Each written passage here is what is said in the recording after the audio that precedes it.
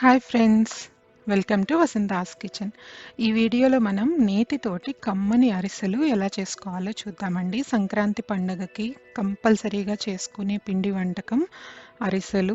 ఈ అరిసెలు అనేవి బయట క్రిస్పీగా లోపల సాఫ్ట్గా ఎంతో టేస్టీగా వస్తాయి. వీడియోని చివరి వరకు చూసి అరిసెలు ఎలా చేయాలో చూడండి. మెజర్మెంట్స్ అన్నీ మేము ఇచ్చే టిప్స్ని కూడా పర్ఫెక్ట్గా చూడండి.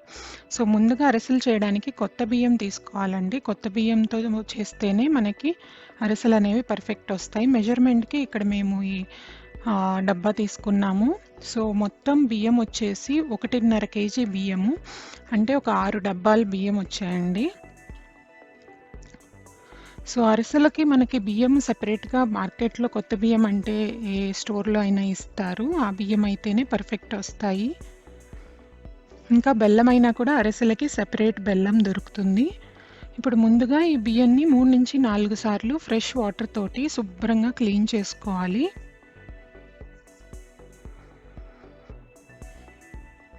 క్లీన్ చేసుకున్న తర్వాత కొంచెం వాటర్ యాడ్ చేసి ఒక 24 గంటల పాటు నానబెట్టాలండి. మధ్య మధ్యలో నీటిని మారుస్తూ ఉండాలి. సో 24 గంటల తర్వాత చూస్తే మనకి బాగా నానిపోయాయి. ఇప్పుడు ఒక జల్లెడ తీసుకొని మొత్తం ఎక్సెస్ వాటర్ని డ్రైన్ చేసేసి వడకట్టేయాలి బియ్యాన్ని. వడకట్టిన తర్వాత ఇవి మనం పౌడర్ లాగా గ్రైండ్ చేసుకోవాలండి. జనరల్గా మిక్సర్లో అయినా చేసుకోవచ్చు, బట్ చాలా టైం పడుతుంది. పిండి మరలో పిండి కొట్టిస్తే మనకు అది పర్ఫెక్ట్గా వస్తుంది. ఇప్పుడు ఒక జల్లెడ తీసుకొని మొత్తం మనకి బియ్యం నూక అనేది లేకుండా మొత్తం జల్లించుకోవాలి. బియ్యం నూక గనక ఉంటే మనకు అరిసెలు అనేవి బాగా రావు, ఇంకా టేస్ట్ కూడా బాగోదు. సో చక్కగా అరిసెలు రావాలంటే మొత్తం బియ్యపిండినంతా ఇలా జల్లించుకోవాలండి. సో జల్లించుకొని పక్కన ఉంచుకోవాలి. ఇప్పుడు స్టవ్ ఆన్ చేసి కడాయిలోకి 1/2 కప్పు వరకు నువ్వులు తీసుకోవాలి. నువ్వుల్ని మనం మీడియం ఫ్లేమ్లో రోస్ట్ చేసుకోవాలండి, కలర్ చేంజ్ అయ్యేంత వరకు.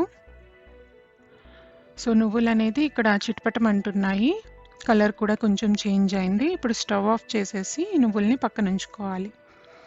ఇంకా ఇక్కడ 1.5 కేజీ వరకు బెల్లం తీసుకున్నాము. ఈ బెల్లము అరిసెలు చేసుకోవడానికి సెపరేట్ బెల్లం అండి. అది మీరు మార్కెట్లో షాప్లో అడిగితే ఇస్తారు, ఈ సీజన్లో దొరుకుతుంది. ఇందులో 100 ml వరకు ఒక చిన్న గ్లాసు వాటర్ పోసి ఇప్పుడు పాకం పట్టుకోవాలి. సో ఫ్లేమ్ ఆన్ చేసి మీడియంలో పెట్టి బెల్లం మొత్తం కరిగేంత వరకు బాయిల్ చేయాలి.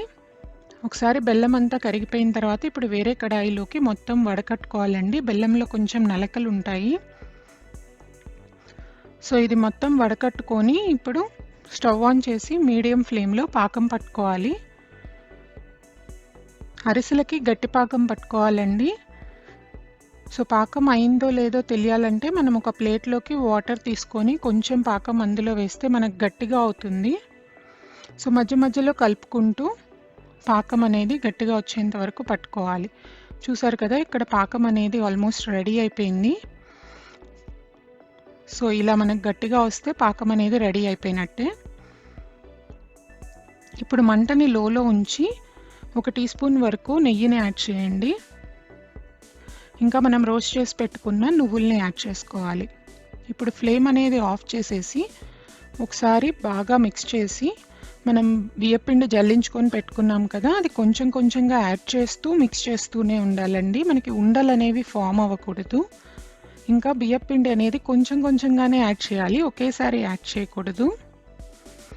కంటిన్యూస్గా తిప్పుతూనే ఉండాలండి. ఉండలు అనేవి ఫామ్ అయితే మనకి అరిసెలు ప్రాపర్గా రావు. సో మనకి అరిసెల పిండి యాక్చువల్గా కొంచెం కన్సిస్టెన్సీ అనేది అటు ఇటు అయినా కూడా అరిసెలు విరిగిపోతాయి నెయ్యిలో వేయగానే. సో అది చూసుకొని మనం కలుపుకుంటూ ఉండాలి, ఒకేసారి పిండి మాత్రం యాడ్ చేయొద్దు. సో ఈ కన్సిస్టెన్సీ వచ్చేంత వరకు పిండిని వేయాలండి. కొంచెం పిండి అటు ఇటు అవ్వచ్చు. సో మీరు చూసుకొని ఇది ఈ కన్సిస్టెన్సీ వచ్చేంత వరకు కలుపుకొని పూర్తిగా ఆరనివ్వాలి. ఆరనిస్తే మనకి పిండి అనేది కొంచెం గట్టి పడుతుంది. సో చిన్న చిన్న బాల్స్ లాగా తీసుకొని ఇప్పుడు అరిసెల్ని చేసుకోవాలి. దానికోసం బటర్ పేపర్ కానీ లేదా ఒక ప్లాస్టిక్ కవర్ కానీ తీసుకొని ఇలా చేతితోటి ప్రెస్ చేసుకొని అరిసెల షేప్ అనేది రౌండ్గా వచ్చేలాగా ప్రెస్ చేసుకోవాలి. మరి పల్చగా ఉండకూడదు, మరి తిక్కుగా కూడా ఉండకూడదు. ఇప్పుడు స్టవ్ ఆన్ చేసి కడాయిలోకి నేతిని తీసుకొని నెయ్యి అనేది వేడైన తర్వాత ఒక్కొక్క అరిసెని వేసి ఫ్రై చేసుకోవాలి. చూసారా ఎంత చక్కగా అరిసెలు పొంగుతున్నాయో. మనకి పిండి అనేది పర్ఫెక్ట్గా కలుపుకుంటేనే ఇలా వస్తుంది. ఇప్పుడు మరొక వైపుకు తిప్పుకొని రెండో వైపు కూడా గోల్డెన్ బ్రౌన్ కలర్ వచ్చే వరకు ఫ్రై చేసుకోవాలి. కొంతమంది నూనెలో కూడా చేస్తారండి, కానీ నేతితో చేస్తేనే పర్ఫెక్ట్గా ఉంటాయి అరిసెలు. టేస్ట్ కూడా ఎంతో బాగుంటుంది. ఇప్పుడు ఇలా 2 గంటలు తీసుకొని ప్రెస్ చేస్తే మనకి అరిసె షేప్ అనేది పర్ఫెక్ట్ వస్తుంది. అలాగే మిగతా అరిసెల్ని కూడా ఫ్రై చేసుకోవాలి. ఒక్కొక్కటిగానే వేయాలండి, లేకపోతే ఇంకొకటి అయ్యేలోపు మరొకటి మాడిపోతుంది. సో అరిసెలు ఎప్పుడైనా ఒకటొకటిగానే ఫ్రై చేసుకోవాలి. చూసారు కదా, ఇలా గనక ప్రెస్ చేస్తే మనకి పర్ఫెక్ట్ షేప్ వస్తుంది. ప్రెస్ అయిపోయి ఎక్సెస్ గీ కూడా పోతుంది. చూసారు కదా ఎంత ఈజీగా మనం అరిసెల్ని చేసుకున్నామో. ఈ సంక్రాంతికి అరిసెల్ని ట్రై చేసి ఎలా వచ్చిందో కమెంట్ సెక్షన్లో చెప్పండి.